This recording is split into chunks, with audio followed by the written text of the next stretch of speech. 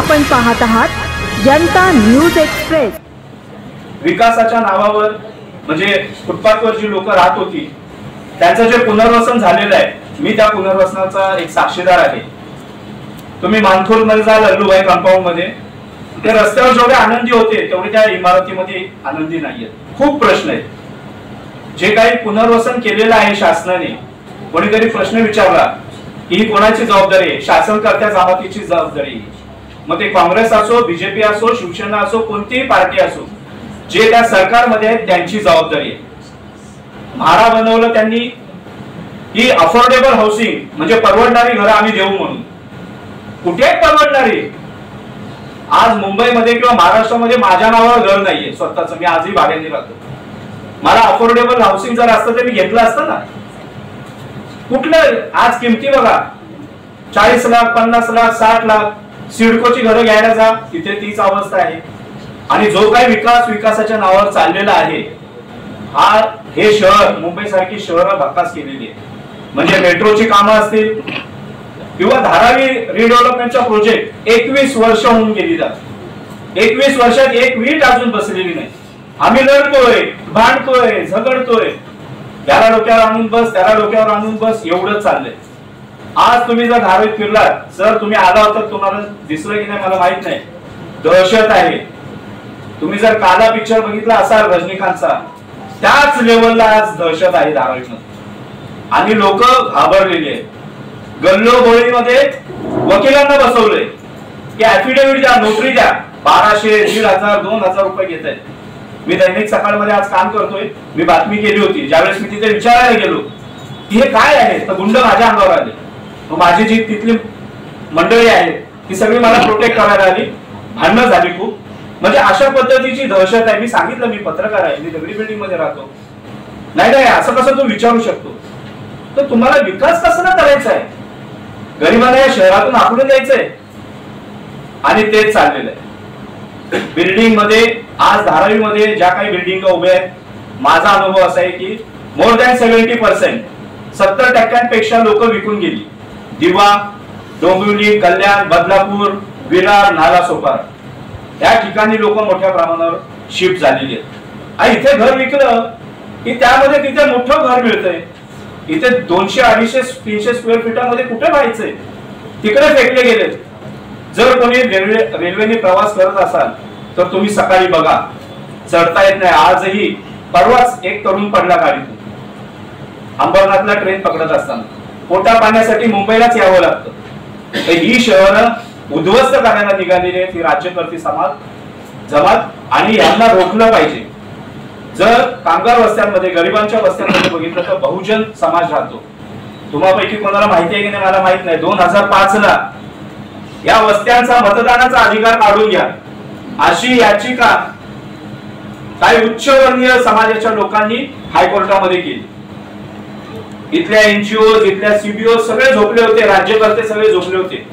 आमची आपली मुंबई म्हणून संघटना, त्याच्यातर्फे आम्ही आवाज उठवला आणि हा जो विचार आहे त्याची आम्ही प्रेम यात्रा काढली दादरला। पोलिसांनी आम्हाला सडकून मारलं, आम्ही मार खात आलेलो आहे, आम्ही घाबरत नाही पोलिसांच्या माराला। सडकून मार खाल्ला, पण आम्ही हा विषय अजेंड्यावर आणला आणि त्यांनी लेखी माफी दिली। आणि त्याच्यामध्ये सदाशिव अमरापूरकर नावाचे जे ऍक्टर होते त्यांनीही सही केली होती। तर आम्ही कपाळाला हात मारला, अरे म्हटलं तुम्ही काय गरिबांच्या बाजूने आहात तर गरिबांच्या विरोधात एकदाच सांगा। आणि त्यांनी मग ह्या सगळ्या आंदोलनामुळे लेखी माफी मागावी लागली त्यांना। तर गरिबांच्या वस्त्या उद्ध्वस्त करणं आणि त्या जागा गिळंकृत करणं हे बिल्डर, इथले राज्यकर्ते करता आहेत। परंतु हे जे पुस्तक ज्यावेळेस मी वाचत होतो त्यावेळेस मला आठवतं की CRH म्हणून, कमिटी फॉर राईट हाऊसिंग, घर हक्क समिती म्हणून आम्ही ज्यावेळेस काम करायचो, वस्त्या जळायच्या त्यावेळेस त्यांचं पुनर्वसनाचं काम आम्ही करायचो। त्या लोकांना अन्न पाणी देणं किंवा त्यांच्या सोबत उभं राहणं। बांद्र्यामध्ये कला मंदिर टॉकीज समोर इंदिरानगर नावाची वस्ती होती, तिथे आम्हाला सडकून मारलं होतं पोलिसांनी, कारण आम्ही ते कुंपण तोडून आतमध्ये गेलो। आणि आजही परिस्थिती बदललेली नाही। मानखुर्दला जा, गोवंडीला जा, वडाळ्याला जा, अँटोपीला जा, मालवणीला जा, अंबुजवाडीमध्ये जा, दहिसरच्या नाक्यावर जी वस्ती आहे, गणपत पाटील नगर, अशा ज्या वस्त्या आहेत त्या वस्त्यांना आजही धोका आहे, कालही धोका होता आणि उद्याही धोका असणार आहे। इथल्या मध्यमवर्गीयांना सुद्धा आता मुंबई परवडणारी नाही राहणार। मी माझ्या मुलांना बोलतो की मुंबईत काही वर्षांनंतर कदाचित तिकीट घेऊन आपल्याला यावं लागेल. तुम्ही सांगाल की माझा बाप इथे राहत होता धारावीमध्ये, अशी परिस्थिती येणार आहे. मी खास करून ह्या समारंभाला यायचं कारण मराठीत बोलतो का हिंदी इंग्लिश? चांगला मराठीत बोलला. मराठीत ठीक. तर कारण असं पहिल्यापासून मी जेव्हा कॉलेज ऑफ सोशोलॉजी मध्ये होतो, ते माझ्या प्रिन्सिपल होता त्या आहेत फरीदा लांबे, ज्यांनी माझा इंटरव्ह्यू घेतला आणि कॉलेज ऑफ सोशोलॉजी मध्ये त्यावेळी ऍडमिशन दिलं कसं बस त्या इथे आहेत. हे BMW मी सांगतो, BMW ऍडमिशन घेतलं, she is responsible, yes whatever happen with in that. तर ज्या वेळेला मी कॉलेज ऑफ सोशोलॉजीला जॉईन झालो तेव्हापासून एक प्रश्न मी नेहमी सातत्याने कॉलेज ऑफ सोशोलॉजी मध्ये विचारला आणि इतर ठिकाणी विचारला,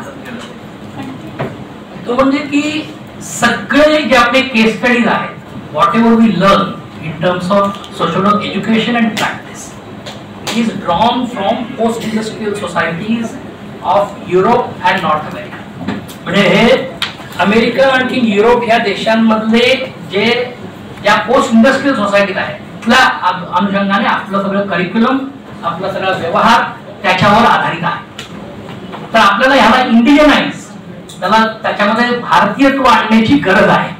म्हणून ह्या समारंभाला येण्यामागचं एक कारण जे माझं होतं की I am always a promoter of indigenous knowledge, social education, social practice both. संजयने जो मुद्दा मांडला की इस्लाम हा शब्द म्हणजे ज्यावेळेला युवाची स्थापना 1984 साली केली आम्ही, तेव्हापासून मी सातत्याने म्हटलंय आणि इथे अँथोनी पण आहे लोकशाही संघटनेचे, आम्ही पहिल्यापासून म्हणायचो की ह्या श्रमिकांच्या वस्त्या आहेत, these are workers colonies, they are not slums, because by calling them slums you are degrading their human dignity.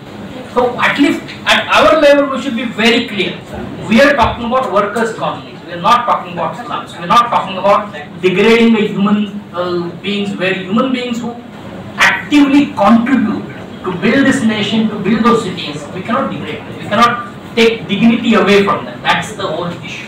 So my request would be, if whenever you publish Marathi, you can call it की कामगार वस्त्या, आणि त्या कामगार वस्त्यांमध्ये समाजकार्याचा व्यवहार किंवा समाजकार्याची practice अशा पद्धतीचं नामकरण तुम्ही जर केलं तर चांगलं. आज शहरी प्रश्न जे आहेत त्या प्रश्नांचं एक कम्प्लिटली पूर्ण वेगळं बदललेलं आहे. संजयनी त्याचा थोडा उल्लेख केला.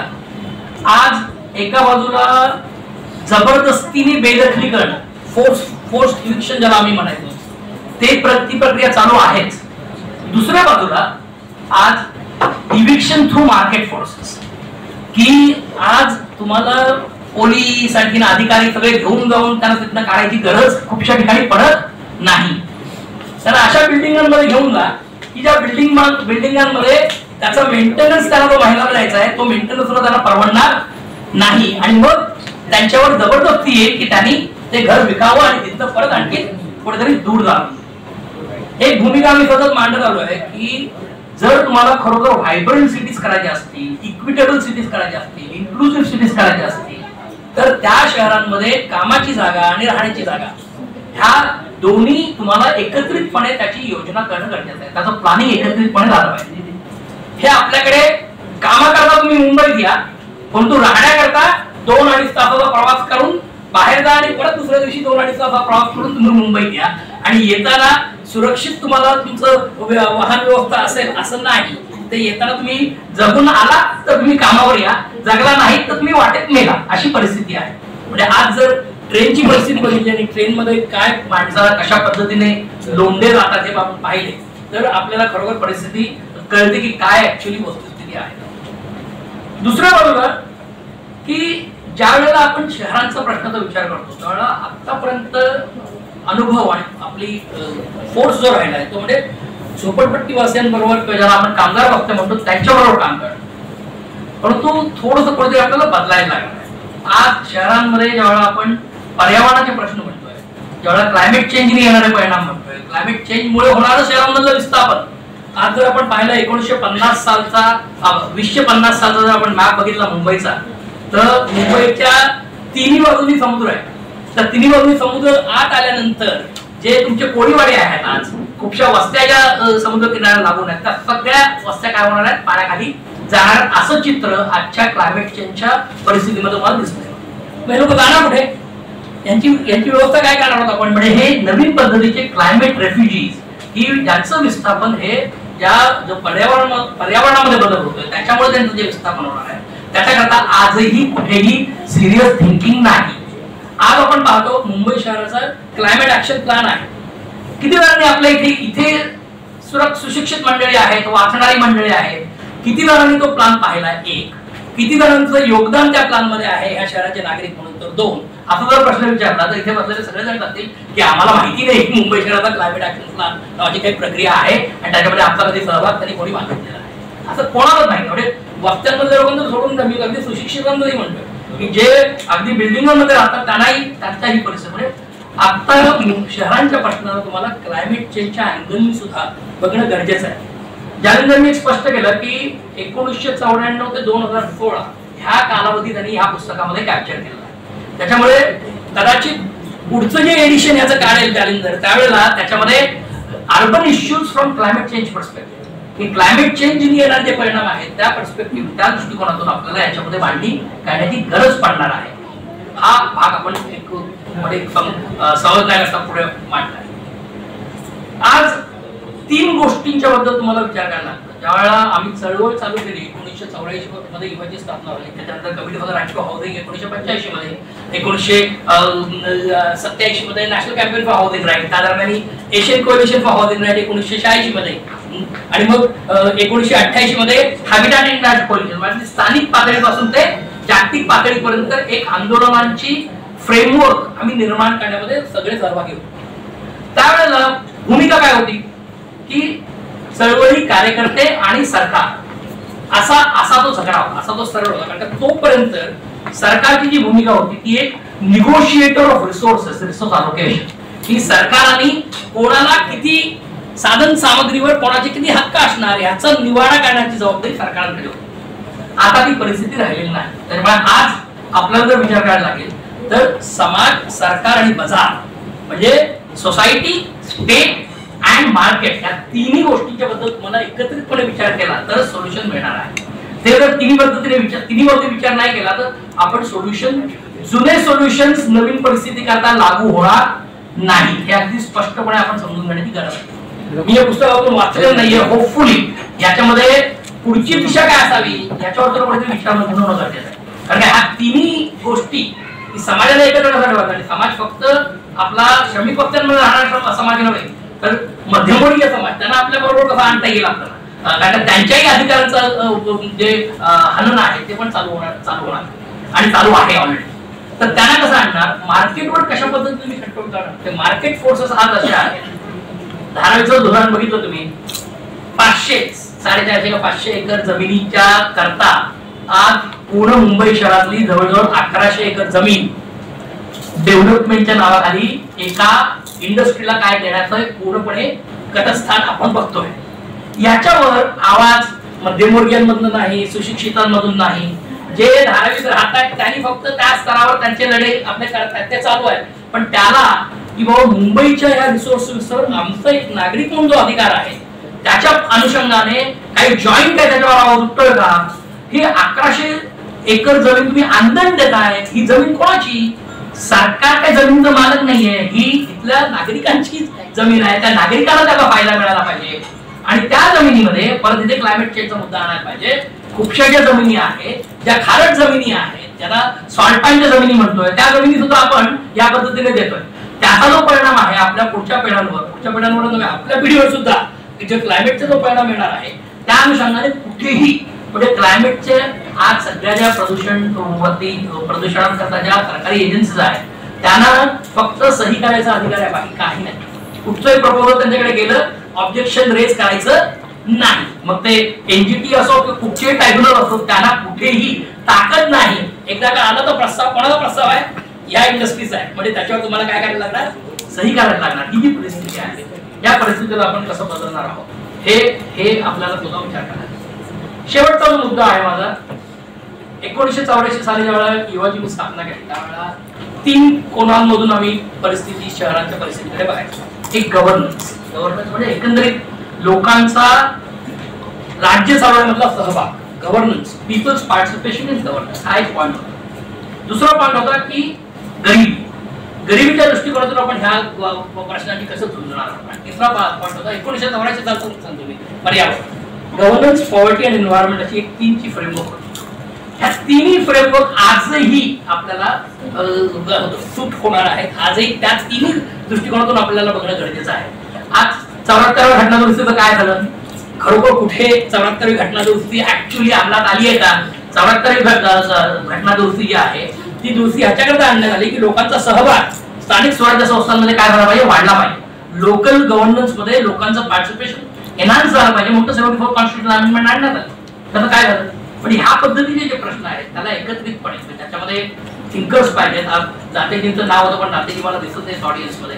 विद्यार्थी जाते त्यांचं खूप काम आहे या प्रश्नांचं. अर्बन मोबिलिटी, अर्बन ट्रान्सपोर्ट होते खूप मोठ्या प्रमाणात काम करतात. त्यांचा एक समज आहे त्या प्रश्नात. असे लोक, तू पीके दासचं नाव घेतलंस, पीके दास जे आर्किटेक्ट म्हणून तर काय अर्बन प्लॅनिंगची काय परिस्थिती आहे धारावीवर तसं त्याचा जो रिपोर्ट आहे, जो क्रिटिक आहे, जो क्वेश्चन ऑफ सिटीज मध्ये, क्वेश्चन ऑफ सिटीज किती जण वाचता मला माहित नाही, परत अडचण हे की ते इंग्रजीमध्ये आहे, ते मराठीमध्ये त्याचा अनुवाद करत नाहीत. मी पण त्याच्या पाठी पडलो की क्वेश्चन ऑफ सिटीज अत्यंत हाय क्वालिटी जर्नल सिटीज वरचं जे आहे त्याचं मराठीमध्ये आज उपलब्धता नाही, पण इंग्लिशमध्ये ज्यांना वाचता येतं त्यांनी कृपया वाचा.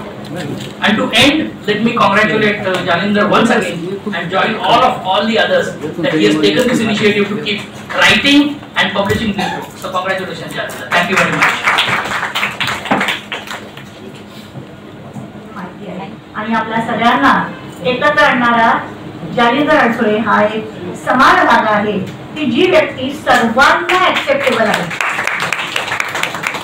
समाजकार्यातल्या कुठल्याही छटा असो, राजकीय विचारांच्या कुठल्याही छटा असो किंवा एकूणच ज्ञानाच्या, कार्यानुभवाच्या आणि अभ्यासाच्या, संशोधनाच्या कोणत्याही वेगवेगळ्या शाखा असो, सगळ्यांनाच जालिंदर अडसुळे हे खूप जवळचे वाटतात. त्यांचा सल्ला घ्यावा, मार्गदर्शन घ्यावं असं वाटतं. आणि म्हणून त्यांच्या पाठीशी असल्यानंतर त्यांच्या बरोबरीने किंवा कदाचित 2 पावलं पुढे असणारी त्यांची सुविद्य पत्नी रचना अडसुळे या दोघांच्या प्रति अत्यंत कृतज्ञता व्यक्त करते.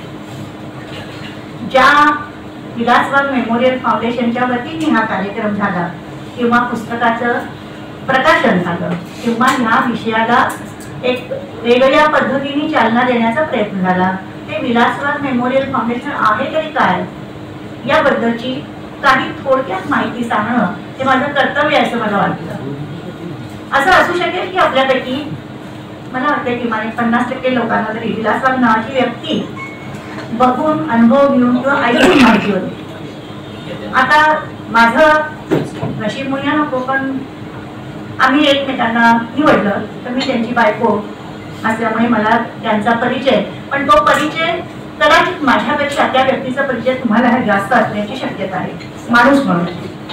जसं जालिंदर अडसुळे सगळ्यांना ऍक्सेप्टेबल आहे तसेच विलासबाग हेही सगळ्यांना ऍक्सेप्टेबल होते. आणि त्याच्यातलं कॉमन त्या दोघांच्यातलं काय होतं तर दोघांनाही माणसं खूप आवडतात. समोरच्या माणसाचं, समोरच्या समूहाचं, त्याच्या अडचणींचं आणि दुःखाचं, त्यांच्या समस्यांचं आणखी दुखऱ्या जागांचं विश्लेषण करायचं आणि त्याच्यावर उपाय शोधायचा प्रयत्न करायचा. आणि तो कधीही मी कोणते दुधाचारी आहे आणि मी सांगतो आणि तुम्ही ऐका आणि तसंच तुम्ही वागा असं नसून, चला आपण सगळे मिळून असं करूया, तुम्ही काय सुचवता, मग त्याचं योग्य काय हे ह्याचा विचार करणं. आणखी ही एक शिकवण्याची किंवा विचार करण्याची पद्धती जी आहे ती बुद्धाच्या एकूण शिकवणीतनं ती त्यांनी विलासबागाने ते प्राप्त केलेली होती असं माझा त्यांच्याबद्दलचा अनुभव आहे. दोघेही खेड्यातून शहरात आले. जालिंदर अडसुळे सातारा जिल्ह्यातल्या एका छोट्या खेड्यातून मुंबईत शिकायचं म्हणून निघून आले. त्यांच्या पूर्वी काही वर्ष, सुमारे 20 वर्ष आधी विलासबाग हे धुळ्याजवळच्या एका छोट्या खेड्यातून पुण्यात शिकायचं असं म्हणून पुण्यात आले. अंगावरच्या कपड्यांविषयी पुण्यात आले. दोघांच्यातलं ते साम्य आहे. आणि कशी कुठे त्यांची गाठ पडली आणि केव्हा ते एकमेकांच्या प्रेमात पडले मला माहिती नाही, पण ते समसमाचा योग झाला आणि हा हिरा विलासबागांनी एकदम आत्मसात करून टाकला, आपल्याच गोटामध्ये घेतला आणि जालिंदर अडसुळेशिवाय विलासबागांचं पानच खाली असं झालं नंतर. आणि म्हणून परवडत नाही म्हणून विस्थापन किंवा विस्थापनामुळे न परवडणाऱ्या झोपडपट्टीत राहायला जाणं हा जो अनुभव आहे तो थोडासा आम्ही ओढून घेतलेला अनुभव होता. आम्ही दोघांनी आमच्या असलेल्या सुस्थितीतल्या नोकऱ्या सोडून जेव्हा काही वेगळं करण्याचा लोकांच्या दृष्टीने वेगळा विचार केला त्यावेळेला आम्हाला कुठल्याही सुस्थितीतल्या घरामध्ये राहणं शक्य नव्हतं. तेव्हा आम्ही दोघे जण 10 वर्ष झोपडपट्टीत राहिलो. आता कदाचित खरं वाटणार नाही तुम्हाला, पण ही काय आहे. आणि त्यामुळे झोपडपट्टीतले जे अनुभव असतात त्यांचं वागणं जे असतं की त्यांच्या आपल्या जायच्याकडनं काय अपेक्षा असतात याचा खूप जवळून अनुभव घेतला मी.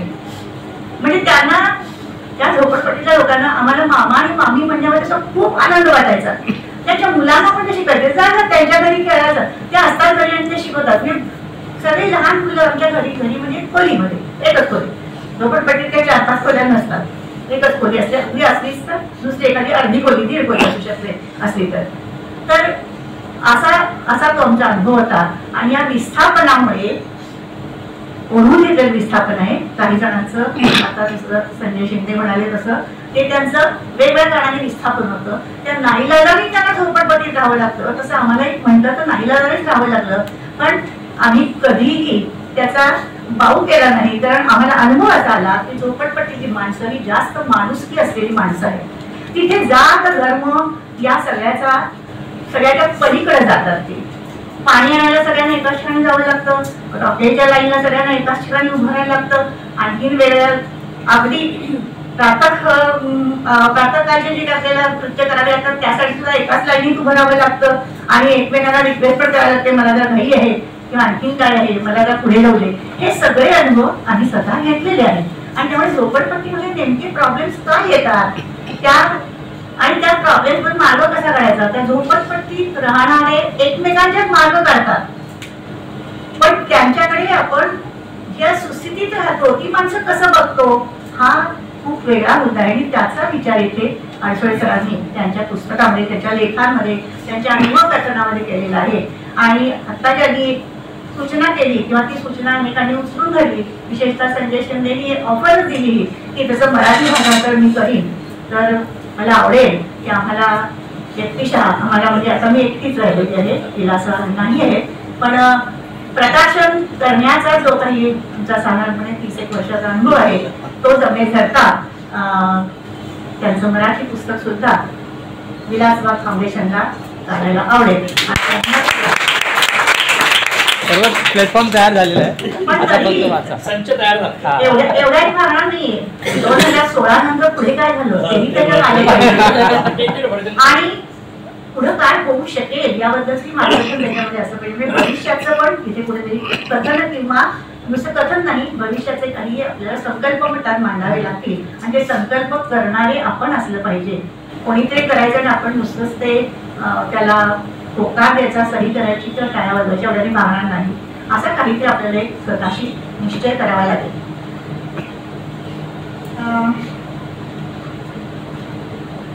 जसं ज्ञानेंद्र अडसुळेंनी एक विद्यार्थी म्हणून एक प्राध्यापक म्हणून त्यांचं व्यवसायाचा भाग त्यांच्या संशोधनाचा भाग त्यांच्या विद्यार्थ्यांसाठी म्हणून केलेलं काम आणि स्वतःसाठी म्हणून केलेलं काम असं म्हणून झोपडपट्टीत काम केलं. आणि समाजकार्य महाविद्यालयातला एक प्राध्यापक हा किती वेगळ्या प्राध्यापकीचं एक सुंदर विश्व सोडून वेगळ्या विश्वामध्ये घुसून विश्वामध्ये वावरून कसं एक समाजाला सूचक असं किंवा समाजाला मार्गदर्शक काम करू शकतो. तसंच विलासबाग हे सुद्धा गणित या विषयाचे शिक्षक होते, BSc BEd. पण त्याचं पुण्यात आल्यानंतर हा योगायोगाचा भाग असं म्हणू शकतो. पण त्यांनी पहिल्यांदा राहिले ते झोपडपट्टीत राहिले. म्हणजे आता तुम्हाला मुंबईकरांना वडारवाडी नावाची जी काही झोपडपट्टी असते त्याचं वास्तव माहिती आहे की मी आय डोंट नो, पण वडार समाजाबद्दलचं कित्येक साधारणपणे 60 किंवा 70 वर्षापूर्वीचं जे काही वास्तव 60 वर्ष जर आपण असतात त्या वेळेचं वास्तव म्हणजे तिथे सगळे दारूचे होते. पहिली गोष्ट खून मारामाऱ्या वगैरे अशा पद्धतीचं. तर तिथे ते राहत होते पण त्यांना तेवढंच परवडणार होतं. अंगावरच्या कपड्यांविषयी धुळ्यातून पुण्याला गेल्यानंतर ते आता म्हटलं तोच विस्थापन आपण करून घेतलेलं आणि परवडणार, त्यामुळे ते वडारवाडीत राहत होते. आणि त्याने तिथे समता शिक्षण संस्थेची सुरुवात त्या वडारवाडीमध्ये केली की जिथे रोज दारू पिणाऱ्यांची भांडणं सोडवणं हा पहिलाच उद्योग असायचा. पण हा एक शिक्षक माणूस आपल्या वस्तीमध्ये राहतो, त्याच्यासारखं आपण राहायला शिकायचं, त्याच्यासारखं शिकायचं, त्याच्यासारखं मास्तर व्हायचं आपण. अरे मास्तर असं म्हणून त्याने हाक मारत असत त्यावेळेला. पण तिथली मंडळी आपल्या मुलांना सांगायची त्या मास्तर सारखं व्हायचं बरं का. आणि असं होत होत त्या वडारवाडीमध्ये खूप मोठ्या चेंजेस तिथे झाले, त्याच्यामध्ये सुधारणा झाल्या, वस्तीमध्ये झाल्या आणि ते समाजामध्ये झाल्या. तेव्हा आज आपण असं म्हणलं तर पुण्याची मुंबई व्हायला लागलेली आहे. मुंबईतली झोपडपट्टी आणि पुण्यातल्या झोपडपट्टी याच्यामध्ये फार मोठा फरक राहिलेला नाही. इथली आशिया खंडातली सर्वात मोठी झोपडपट्टी धारावी असली तर इथे तशाच अनेक झोपडपट्टी अशा आहेत की ज्या कदाचित पुण्याच्या झोपडपट्ट्यांपेक्षा लहान आहेत. तुम्हाला ऑन द वे दिसेल पाटील वस्ती नावाची झोपडपट्टी आहे, पाटील झोपडपट्टी मुंबई पुणे रस्त्यावर आहे. पुण्यातली काशीवाडी नावाची झोपडपट्टी आहे, तीही गुंडगिरीसाठी सुप्रसिद्ध आहे. पण ह्या सगळ्यांमध्ये विलासवादांनी झोपडपट्टीत काम केलेलं असल्यामुळे ते ॲडल्ट एज्युकेशन प्रौढ शिक्षण ही योजना सुरू झाल्यानंतर देशभरातल्या सर्व विद्यापीठांमध्ये राबवला जाणारा ॲडल्ट एज्युकेशन प्रोग्राम त्याचे ते नॅशनल मास्टर ट्रेनर होते. तेव्हा सोशल वर्क ह्या कॉलेजमध्ये शिकवत नसले ते लोकांच्या साम्य हे आहे. आणि म्हणूनच जालिंदर अडसोळे हे विलासवादांना खूप आवडले. आणि मी नेहमीच सांगत असते की जालिंदर अडसोळे एकटे नाही, त्यांना मुंबईहून धुळ्यासारख्या, धुळ सुद्धा जिल्ह्याचं गाव नाही, धुळ्याजवळ अत्यंत ग्रामपंचायतीचं असलेलं मोराणे नावाचं गाव, तिथे आपल्या नवऱ्यांनी जावं आणि एका कॉलेजचं प्रिन्सिपल व्हावं. मुंबईचं आपलं म्हटलं तर त्यावेळेपर्यंत झालेलं सुखवस्तू आयुष्य आहे त्याच्यातून. तर हे सगळं करण्याची संपूर्ण तयारी म्हणण्यापेक्षा पुढाकार हा रचना अडसोळेंनी घेतल्यामुळे ते पॅशन होतं, प्रेम होती किंवा त्यांचा स्वभाव होता. त्यांना अडवलं असतं कोणीतरी त्यांनी ते केलं असतं, पण त्यांना त्यांच्या बायकोनी अडवलं नाही. उलट आमच्या त्या कॉलेजच्या भरभराटीमध्ये, त्या कॉलेजच्या यशामध्ये रचना अडसोळेंचा खूप मोठा वाटा आहे. आणि म्हणून यांनी लिहिलेलं, यांनी पुढाकारांनी हे सगळं पुस्तकाचं काम जे केलेलं आहे हे मला नाही वाटत. जसं थोडंसं मी नेहमी अडसोळे फॅमिली आणि आमची विलासराव उषावारे फॅमिली त्याची कायम एक सांगड घालण्याचा प्रयत्न करत असते. प्रचंड लिहायचा कंटाळा माझ्या नवऱ्याचं, बसलं की बोलायला तयार पण लिहायचा कंटाळा. जालिंदर अडसोळेंनी त्यांच्या विद्यार्थी दशेमध्ये प्राध्यापकीमध्ये जे काही लिखाण केलं त्या सगळ्याला वेगळ्या स्वरूपाचं शिस्तबद्ध मूर्त रूप देण्याचं काम शेवटी रचना अडसोळेंनाच करावं लागलं. आणि म्हणून या सगळ्याचं श्रेय एक लेखक, अनुभव लिहिणारा आणि त्याचं लोकांसाठी एक प्रेझेंटेबल स्वरूप करणारा असं रचना अडसोळे ह्या दोघांनाही अत्यंत समसमान असं जातं असं मी इथे. तर अशा ह्या आमची मुळात समता शिक्षण संस्था म्हणजे ज्याचा माझा परिचय होऊन दिला की समता शिक्षण संस्थेची मी अध्यक्ष आहे. अर्थातच नंतरच्या काळामध्ये मी त्या संस्थेचे अध्यक्ष होऊन थोडेच दिवस झाले, काही वर्ष झालेली आहे. ऍक्च्युली ती संस्था 52-53 वर्ष वयाची आहे, 72 साली झालेली. तर त्या संस्थेची मी जर अध्यक्ष जरी असले तरी त्या संस्थेमार्फत कॉलेज करायचं असं ठरवल्यानंतर विलासवादांना 2 प्रकारच्या कॉलेजची परवानगी मिळाली. म्हणजे संस्थेला एक बीएड कॉलेज किंवा सोशल वर्कचं कॉलेज. बीएड कॉलेज नको, मला सोशल वर्कच कॉलेज करायचे. मला ट्रेंड आणखी अत्यंत स्वयंप्रेरित असे सोशल वर्कर्स तयार करायचे हे त्यांचं स्वप्न होतं. त्यांना स्वतःला नाही असं BSW कॉलेजला जाता आलं, पण हे त्यांचं स्वप्न होतं. आणि म्हणून त्यांनी कॉलेज ऑफ सोशल वर्क चालू केलं. मी स्वतः कानाने ऐकलं की इतक्या लोकांनी अरे तू विलास काय मूर्ख आहेस का, बीएड कॉलेज करायचं होतं, 10 वर्षामध्ये एवढा श्रीमंत झाला असतात, एवढ्या ऍडमिशनचे पैसे घेऊन आणून हे काय तुला भिकेचे डोळ्याने लागलेले आहे. ते अशा पद्धतीचं म्हणजे मूर्ख गाढव आहेस, वेडा आहेस वगैरे सगळं म्हणून झालं. परंतु त्याचं हे एक सुंदर फळ आम्हाला इथे जालिंदर अडसोळेचं मिळालेलं आहे. त्यांनी 8 वर्ष कॉलेजची प्रिन्सिपलशिप केली, त्यानंतर संस्थेच्या कामामध्ये सेक्रेटरी म्हणून गेले. आणि त्यांनी ज्या विलासवादांच्या आपण मी असं म्हणते जरा कदाचित हे मोठ्या स्वतःकडे मोठेपणा घेण्याचाही हा भाग होऊ शकेल, पण ज्या माणसाच्या प्रेरणेने पुढची वाटचाल चालू ठेवली त्यांच्या नावाने स्थापन केलेल्या विलासवाद मेमोरियल फाउंडेशन या संस्थेचंही काम करण्याचं त्यांनी त्यातही पुढाकार घेतलेला आहे. आणि म्हणून विलासवाद memorial foundation, memorial in the sense विलासवाद हे कोविडमध्ये निवडले आणि त्यामुळे त्यांचं काम थांबू नये आणि त्यांची जी काही स्वप्न होती ती अपुरी राहू नये, त्यांचं जे काही व्हिजन होतं ते व्हिजन डोळ्यासमोर ठेवून त्यांचं मिशन विविधांगाने चालू ठेवावं असं मनात धरून ते विलासबाग मेमोरियल फाउंडेशन सुरू केले. तर रजिस्टर पण केलं आणि त्याच्यातल्या संचालकांपैकी जालिंदर अडसोळे हे एक प्रमुख संचालक आहेत. माझ्याबरोबर पुण्याहून आलेल्या ॲडव्होकेट प्रतिभा गवळी ह्या पण त्याचे एक संचालक आहेत. त्यांचा त्या सध्या उन्हेड सोल्जर आहे, त्यांचा गुडघ्याचा प्रॉब्लेम झाला त्या प्लॅस्टरमध्ये त्यांचा पाय, त्यामुळे त्या जागच्या तिथनं आता त्यांना उठवत नाही. अदरवाईज त्या माझ्यापेक्षा खूप मोठ्या कार्यकर्त्या आहेत. मी वयाने मोठी होते, त्या कार्यकर्त्या म्हणून मोठे आहेत. तर असं हे विलासबाग मेमोरियल फाउंडेशन आहे. याच्या वतीने ही अनेक जी काही वेगळी कामं चालतात त्याच्यात आमच्या कॉलेजचे हे दोन विद्यार्थी, एक त्याचे प्राध्यापक असे पण इथे आलेले आहेत.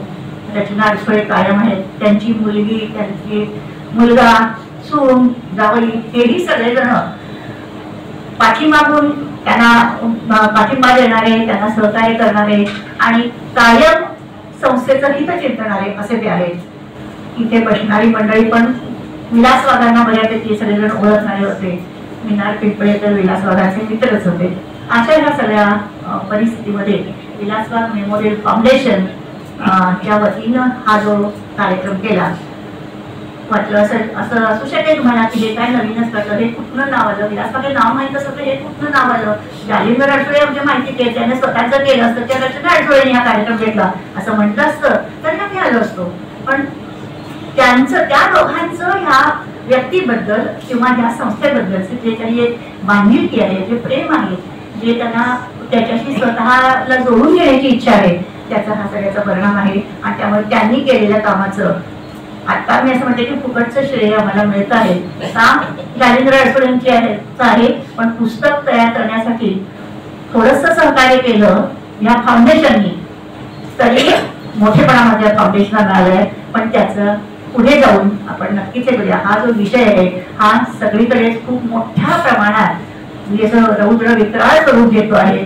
आणि मगाशी जसं म्हटलं तसं की झोपडीमुक्त स्लम म्हणजे सिटी विदाउट स्लम्स असं म्हणत असताना त्या विदाउट स्लम याचा अर्थ स्लम मध्ये राहण्याचं त्यांच्यावर कंपल्शन येतं, त्यांचं जीवनमान सुधारणं, त्यांचं जीवन आनंददायी करणं असा विचार न करता त्यांना हाकलून देणं तिथनं, हा त्याच्यातनं म्हणजे ते आमच्या गावाला, म्हणजे शहराला, आमच्या वस्तीला, आमच्या अस्तित्वाला एक काळा डाग आहे आणि नको ते इथे अशी त्याच्या मागची धारणा आहे.